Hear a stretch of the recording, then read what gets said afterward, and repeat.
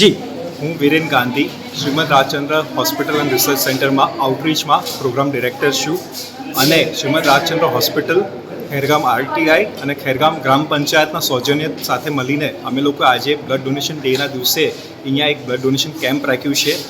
જેમ કે તમને બધાને ખબર હશે કે તમે જ્યારે એક બોટલ લોહીનું આપો છો તો તમે એક સાથે 3 જીવન બચાવી શકો છો અને સાયન્ટિફિકલી એ બી પ્રૂવન છે કે તમે જ્યારે ડોનેટ કરો છો બ્લડ ત્યારે તમે હાર્ટ એટેકની રિસ્ક ઘટાડો છો પોતાના માટે અને તમારી પોતાની સ્વાસ્થ્યની ઇમ્યુનિટી બી વધે છે.